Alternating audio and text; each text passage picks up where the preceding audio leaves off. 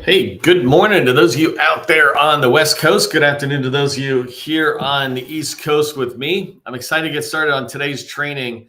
It is one of my favorite tools out there, FPDS, and a lot of people consider it, basic. But I personally feel FPDS and the use of FPDS is an advanced skill set that we all should master. There's a lot of us who are out there and we're like, we're the experts, right? Pay us, etc. But the reality is we're experts because we access data like you'll see in FPDS, or we learn tools like FPDS and others and really begin to master them. And one thing I would highly encourage you to remember is that if we can do that, if we can master these tools, so can you, and so can everybody in your company, so that they're not having to pay for subscriptions or pay for me to give you a spreadsheet of data. You can master these skills yourself. And that's my purpose for today's training, is I really want to drive into sharing what I know. So let me turn off my captions and I'm going to get rocking and rolling. I want to welcome you to our introduction to FPDS.gov. This is part one. And the reason I put part one is because there's so much inside of FPDS. I can imagine doing 5 parts in there and maybe at some point turning it into a free masterclass that I put out. But part one is going to be this high level overview of FPDS, and I want to make sure I'm sharing it. I'm going to break up today's training on FPDS just into 2 sections because the second section is so big and I couldn't figure out how to break it into another bullet in here. But first thing I want to talk about is just high level, what is FPDS and what's the value to us, especially I'm speaking to small business government contractors, right? And then the second thing is I want to walk through FPDS much slower than I have ever done in the past. And I've done almost 1,000 trainings just in the last 4 years alone. And many of them were on FPDS, where I go through really fast. And so today I want to slow it way down and talk about the sections that I just have spent years getting good at and knowing where they're at. And hopefully I can get you to that stage in today's training. So that's what we're going to cover down on is what FPDS is and the understanding of it. If that's what you're here for, put FPDS rocks in the chat and I'll make sure that it does. If you don't know who I am, my name is Neil McDonald. I'm the president of the GovCon Chamber of Commerce, founder of Call Plan AI, and I want to welcome you to my federal sales training where I provide tips for success in the federal market. I spent 20 years in the federal market after I got out of the Army as a small business government contractor. And since 2018, I've been teaching people like you that government contracting is not a secret. It's just a process. When we follow a process A to Z, we have repeatable, predictable results. And this is what I want for you. And it's something I think you can have within FPDS, and especially as it relates to your sales activities, is that predictable and repeatable results. If you haven't done so already, connect with me on LinkedIn. I'd love to have you and I following each other. If you're putting out content, I'd love to hear about what you're sharing. But more importantly, I share tons of content related to government contracting and how you can be a success in the federal market. And I put it out here on LinkedIn, both on regular LinkedIn posts like I did this morning, and then also in my government contracting success newsletter here on LinkedIn. I keep almost everything I do, I try to keep it here on LinkedIn because LinkedIn's the only place you can network with each other. Right now, we've got 40 plus people who are live. We have over 50 or almost 150 people registered. That's like a one-day event, and I do these events every single day. There's so many people that you can network with that have nothing to do with me, right? You just meet in one of my trainings, you connect, and you are able to build your network with each other. You build your own relationships. And so make sure you're engaging. In fact, if you're open to connecting in the chat, just say, I'm open to connecting. It gives a signal to somebody else who's here in today's training that you're open to connecting. I guess it doesn't give a signal. It flat out says it. Okay, let's talk about what FPDS is and why I think it's valuable to you. And just from a high level, why it's valuable, because there's so many minor, lower down versions. But the first thing about FPDS to understand is what it stands for. It stands for the Federal Procurement Data System. FPDS is one of the best named acronyms where the words aren't these crazy things. It's a data system, right? It's a system. It's just a computer enterprise piece of software that's tracking the data related to the things the federal government is buying. Procurement, right? So Federal Procurement Data System. That's what FPDS stands for, but all of us call it FPDS. And so you really never have to worry about it again, as long as you remember the next few things, is that FPDS contains basically whatever the government is buying. I like to equate it to a checkbook. And and this is a generalist way of saying this, right? But I can look at FPDS and I can see where they're giving out money to contractors, paying money to contractors for their services or products, right? So that's in the plus side, if you will, and the negative side is money coming back in, and I see zero entries, and this is because the government uses FPDS to track contract vehicles and task orders, and especially on those task orders, they're tracking any modifications that go on. And sometimes a modification is, let's say, to add money to the contract or the task order. It's to take money away because they didn't end up needing that much money, or it's just a modification for some administrative reason that it'll have zero entry. And so inside of FPDS, you've got those two types of main items, right? Task orders is what they're actually buying, and contract vehicles, think GSA or Seaport Next Gen. This is the path of how they're buying. And in order for them to buy anything off of a contract vehicle, they need to have the contract vehicles registered in FPDS. And so that's why you're able to see them both in there. And I'll talk about them both more as we go along. The other thing to pay attention to is that for the most part, the only thing you'll see in FPDS is unclassified agency or unclassified purchases. And so you're not going to see CIA's acquisition activity going on within FPDS. But for the most part, you see, if you get rid of the exception, for the most part, you see everything the government's buying in FPDS. And that's everything they're buying above $10,000. I put simplified acquisition threshold. It used to be $3,500 was this level where basically they could buy without any kind of oversight. And then they raised that up to $10,000. And so there's these certain numbers, but inside of FPDS, anything that's above $10,000 should be recorded in FPDS. And for the most part, it is. By the way, just to compare this to SAM.gov, if you think about SAM.gov, that has just a fraction of the activity that's going on within the federal space, because so much activity happens on other portals like contract vehicle portals that might not end up showing in SAM. Compare that to FPDS, it tends to have everything they have bought. So it's awards over $10,000. The other thing that FPDS has, and what it doesn't have here, is it's a summary of the information, summary level information about contracts. And so when you think about what's in there, it'll have basic buyer and seller information, some dates, some numbers, but it doesn't have everything. It actually doesn't have a lot of really cool things that would be in there. An example of something it doesn't have are scope documents or requirement documents. So think about a performance work statement. If the government just bought something for $5 or $10 million over a course of 5 years, they did that based on some sort of set of requirements. And it would be super awesome if they put that in. That way, when we're looking at FPDS and we're looking at things they have bought before, we could see the scope and have a much better understanding of what they're buying and whether we could help. Well, that's an example of what they don't have, right? They don't have that detailed level of information within FPDS about contracts. But that's fine. That just means we have to do our homework. We got to go to SAM and see if we can find information there, or we need to go to the contracting officer or the program office and try to gather that information either through meetings and casual conversation, or you can use something called a FOIA request, which is Freedom of Information Act requests. And so you learn more about that later. But right now, for the most part, when you're looking in here, FPDS has a summary of the summary level information about the contracts that are out there. Okay, so that's what FPDS has as a tool. And really quickly on why that's helpful to us or why we should be paying attention to FPDS, I just put 2 lines here. The first thing is it's the number one tool to see who buys what you sell. There's a lot of subscription services out there, but they pull their data from the government, and the government makes its data openly available. Otherwise, those subscription services couldn't do it. I don't mind them charging you for a subscription for advanced data analytics, et cetera. That's totally fine. I'm pro-business, right? But know where they get their data from. They get it from FPDS as an example, and you can get it from in there as well. And so when you're thinking about planning out your 2026 sales goals, et cetera, or sales activities, you want to know who's buying what you sell. Well, there's nowhere better to find that information than the Federal Procurement Data System, or FPDS. The second reason why it's super valuable is that when you're looking at this, you're using real data to be able to target, team, and win.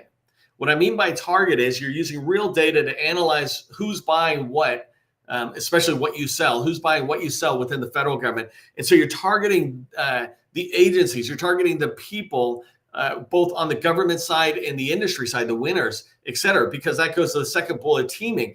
You're able to use this data to find people who are potentially really good teaming partners, maybe primes that you can get on future opportunities with, or companies that you're seeing are winning that you guys could team up and decide who primes or subs.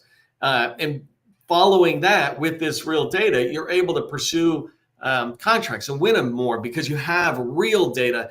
This is data-driven decision-making, if you will. The government likes to use that term, data-driven decision-making, and I would turn it a little bit into data-driven sales success. Base your sales success off the true data, and you're going to increase your likelihood of success.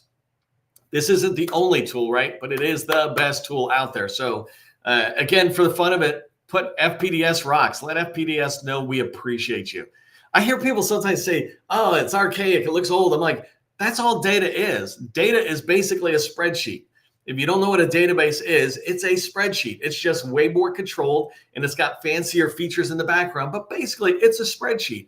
It's got columns and rows, and it's a lot of data. And so for those of us trying to get access to the data, that's good. I would say anybody who complains about the tool doesn't understand the value of getting access to raw data. When you get access to data that is positioned the way somebody wants you to see it, then it's skewed to however they're displaying it. But when you get raw data access, and I'll show you how you can get access even more, then you're in control. Not that these other tools aren't bad. They're good. They're good. I mean, not that they're not bad. Not that they're not good. But if you start with the data at the very beginning, you're going to have so much more control. Okay, let me put myself in the corner. Neil's putting Neil in the corner.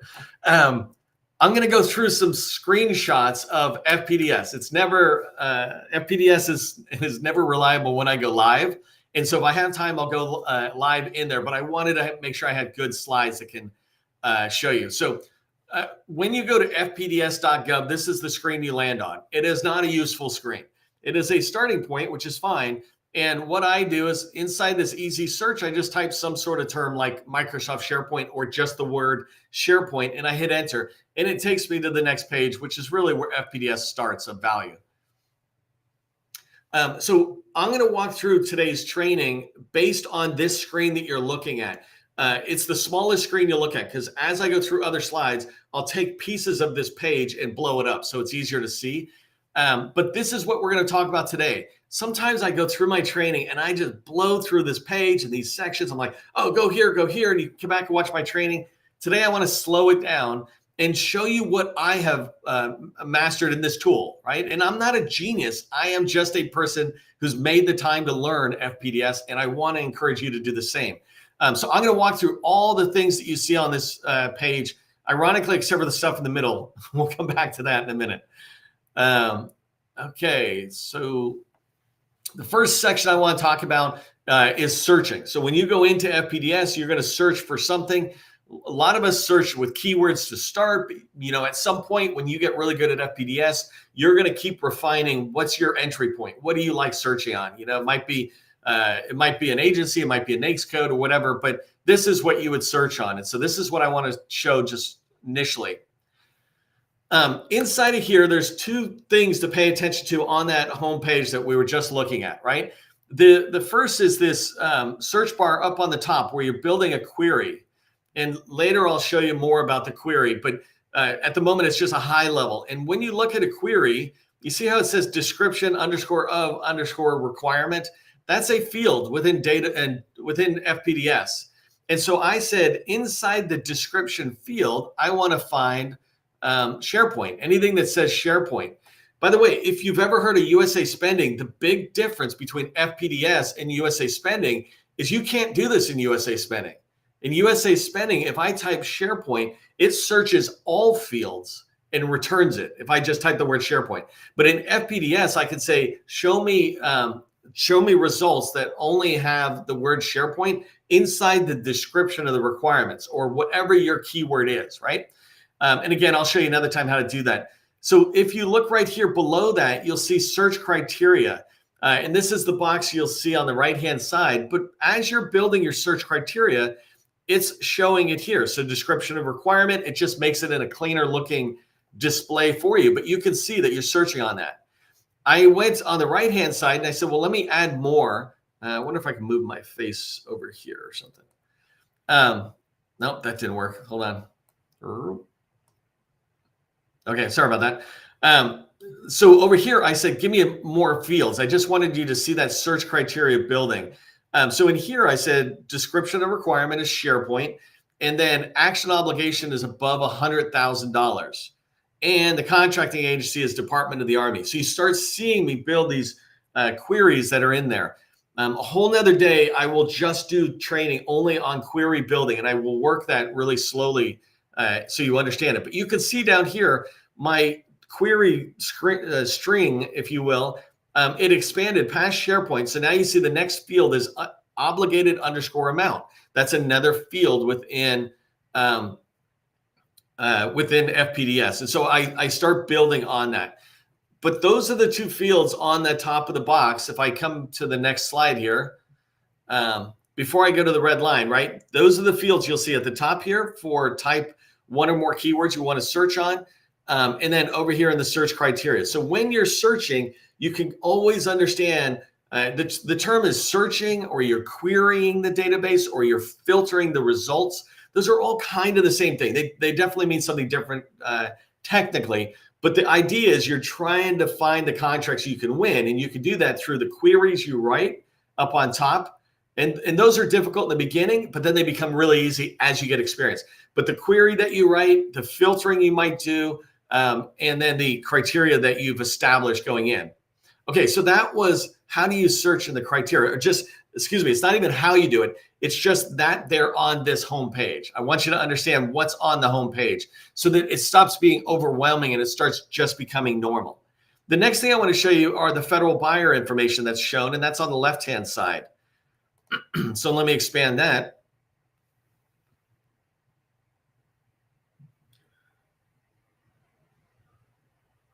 So inside of here, you'll see on the left-hand side, there was two boxes that were shown that I highlighted. Let me just make sure you saw it. Two boxes right there, one on top of each other. And so if I come over here, the top one was the department name.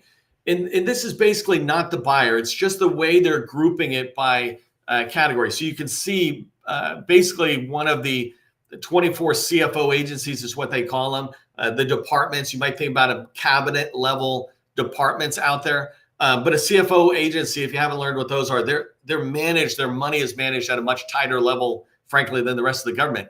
But this is just a high level category. So I might want to sit there and say, like I did with that red arrow, I want to look at Homeland Security. When I click on that, the department box on my screen goes away. And what I see are the contracting agencies that are specific components of DHS. Think about them as subordinate agencies to DHS. But if I didn't click on it and I'm just looking at those two boxes, it gives me for SharePoint, which I searched, right? Remember, I said, show me anything that has SharePoint in the description. And the results came back and said, well, look, here are the top 10 departments with the word SharePoint in those items inside of FPDS. And then here are the top 10 contracting agencies. And that is who the buyer actually is, right? You're looking in. The Department of Defense does not buy anything. The Army buys something. Defense Logistics Agency buys things. Like individual parts of it do. Even when you think about DHS, right? It's not DHS who buys anything. They have a headquarters office, and that's what you will see in these contracting agencies. But the ones who actually bought it. So I'm not going to go too much farther, but on the left-hand side, these two boxes, you'll see them over there. So as you search for things, you'll see that on the left, you can start filtering, and this enables you to go down faster. And that's what I did, is I said, filter me by DHS, and I got a different set of contracting activities. I'm able to tighten up the searching that I do. Okay, so just again, what we looked at so far is the way you're searching with search criteria over on the right-hand side on the top of that menu, and the top of the screen is the searching. Then we saw the department's full name and the contracting agencies. And so these are good ways to group things. Like I want to see anything bought throughout DHS or something. Okay, I see it. Below that, and you generally have three columns on the left, or three sections on the left-hand column. The bottom one is who's buying, right? So the incumbent or the winner. Some people don't like the term winner, but if you're a salesperson, that's exactly it. I won a contract. That's why we call it a winner. You can call it anything else another way. But these are the incumbents. These are the people who have been awarded the contract from the government. This is really good because when I search SharePoint on this left-hand side, you can see the top 10 companies that have won any contract or anything within FPDS that relates to SharePoint. And I can look at this and go, okay, Procentric, Incorporated, et cetera. I can see these companies that are in there. If I come over, by the way, the reason that number is small is because I chose the word SharePoint, and SharePoint is often within a broader project. And so maybe that's not in my description as often. If I would want to see more numbers, more opportunities, I would need to figure out what's above SharePoint, maybe the word Microsoft, for example. Okay, on the right-hand side of the screen, I filtered it down more from the criteria that said description of requirements includes SharePoint. I said also make sure the socioeconomic indicator of the incumbent, of that company that won the contract. I just want to see companies that are small businesses that have won things that have the word SharePoint in them. And so now I'm looking down and I know 22nd Century, I competed with them when I had my last company. They're a good company, and I can recognize some of these other ones that are solid companies in the SharePoint space, which is fine. This is really helpful to me because I can see who won, or I can dig further into what else has 22nd Century won, for example, and pursue some of those opportunities. Or maybe I can reach out to these companies and say, hey, I'm trying to get in. Is there room for me to be a strategic partner on future opportunities? This is what I learned when I'm starting to do the searching within FPDS and learning the data. So I'm going to come back to this red box in a second, but you see that on the left-hand side, we've got the department, the contracting agency, and the winner or the incumbent. That's really helpful information. And when you click on it, what you're doing is filtering down the results. Inside the center of this screen is where you see results. All of these pages I've been showing you, the results is that center section. And so the more you refine the searching that you're doing, or by clicking on some of these links on the left, you can filter them down even more. You tighten up the results. Right now, you see I got 7,000 results. That's too many. I want to see far fewer. Like I like to see 100 or 200 at most for what I'm searching for.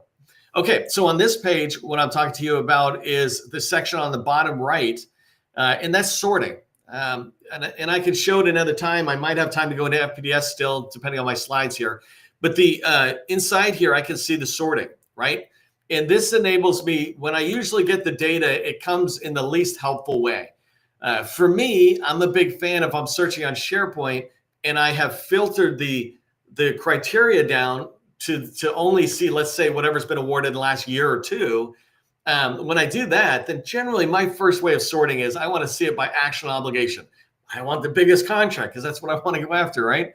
But you might sort it in any other ways. You could sort it by states. Like I want to start with finding ones that are related to my state or something. NAICS codes, all sorts of things you can do. Date signed is another good one to do because inside there you can see what activity has been done recently. And so you might want to be pursuing contracting officers who have recently done anything in FPDS related to something that says SharePoint in the requirements. But that's sorting. You just click on the descending or ascending and click on it, and it sorts the data for you so you can see it better. If we work up, I talked earlier about exporting. So I have all this data. It's 7,000 entries. And I think there's a limit. I should have reminded myself. I forget occasionally. But I should have reminded myself there's a limit about 5,000 entries for exporting. But either way, you never really want to export a ton of information. If you're a typical business, so in a typical small business and you're not a consultant who's trying to look at thousands of records or something, you generally want to get your data filtered down and the criteria whittled down. So you're looking at, at max 500 and below. Anything above 500 is too much.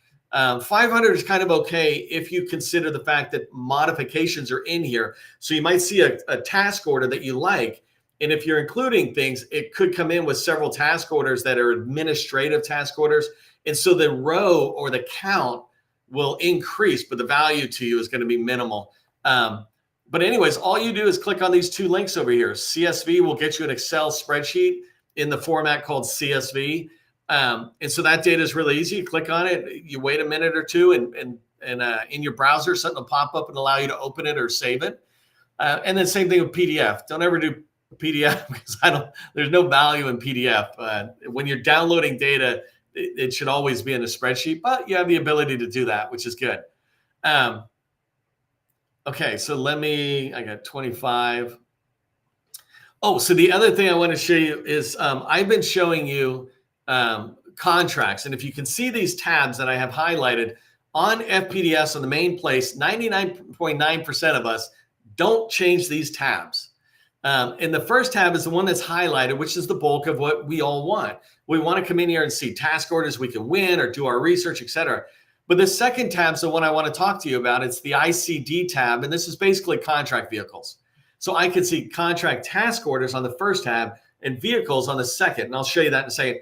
And the third one is called recovery, and that's from an old recovery type act. So really there's no major value in there for the bulk of us at all. So the two you want to pay attention to is contract task orders is the first one, and vehicles is the second one. When you click on that second tab, one of the things that I noticed, if you look really quick, I clicked on the second tab, but up on the top, I changed my description of requirements from SharePoint to staffing. And the reason I did that is because when I clicked on the tab for SharePoint, there was only one contract vehicle, right? And that doesn't do really good for training. And so I wanted to show you this, that my only requirement at the moment is staffing. I could go in there and try to say, show me ones where it's staffing and the socioeconomic is small, or it's staffing and it's out of the Army, or things like that. I can filter it down again more. But in here, I'm able to start coming down and looking at these contract vehicles. Inside of the vehicles, you're not looking at any of the purchases, but you can then begin to find out, like if you see, it's hard to see a little bit, but if you see here, it says award right below the result page. It says award on the item. And so when you click on that, you can see the awards that are in there, and you can start pursuing that. This is phenomenal, because when I go look for, if I'm working with a company and I'm trying to find contract vehicles they can get on, either that are about to expire in the next couple of years or that people have won, and I want them to be able to go in and try to negotiate a relationship to either get on that contract vehicle, even just by email, right? Hey, if we see an opportunity, we'll tell you about it type thing. Anything that's out there, because like I said earlier in today's training, many opportunities are hard to see unless you got the contract vehicle. And so I want to find out who's got staffing contract vehicles that I can go team up with and become aware of more staffing opportunities that I can support. And maybe not everybody's going to team with me, but guaranteed some people will. Okay, we're not going to have time to go through the live training, which is fine. I did it in screenshots on purpose so I could show it. But here's what I want you to remember about the training from today in particular, right? The first thing is that FPDS is a must-learn tool. It is a tool in your toolbox. Do not leave it sitting around. We all know how to use a hammer. Pick it up and start swinging at things. But there's some tools in our toolbox that are a little less intuitive and take a little bit more time to understand. But once you do, it'll make your carpentry work so much better, right? So ask somebody about this tool. Go back and watch my training on it and use it. And then go in and practice, right? Watch my training and pause it as you're replaying it and do something in FPDS so you move forward. Second thing is, keep in mind, FPDS is telling you all about what federal buyers buy and whether they buy and who buys what you sell. And the last thing I want you to remember is that FPDS is a great way to find teaming partners, right? You could find teaming partners at a convention where you don't really know a lot about them, or you could strategically find ones that look like they're doing what you want to do and then go team up with them, right? And base it off of the data that you would find in FPDS. Hopefully this makes sense. If it did, put FPDS really rocks. Like you're really convinced how much FPDS rocks. Also, do me a favor in the chat before you get out of here. If you want me to continue this level of detail on FPDS, where I go in and I show a training on the depth of searching and criteria, or I go in and I really show the breakout of the data. If you want that, put something like more FPDS training in the chat. Just let me know you want more of it, and I will prepare it. One last thing, when you're going into FPDS and you're finding all those people, and you're reaching out and you want to start and build relationships, check out Call Plan AI. That's my company. I'd love to have you check it out and be part of it as I grow it and help you have successful meetings. Okay, I'm out of here. One last thing, I did want to thank Voltron, who was our sponsor for today's live and for our lives going forward. I really appreciate this. They're an AI proposal writing platform that helps you write proposals so much faster in minutes rather than weeks. And this enables you to spend more time on understanding the customer's pain points and objectives and really make your proposals that much more compelling, what I like to call winning proposals. So thank Voltron. Check them out. If you're writing proposals multiple times a month, ask for a demo, see how they do it. All right, I will see you in the next training.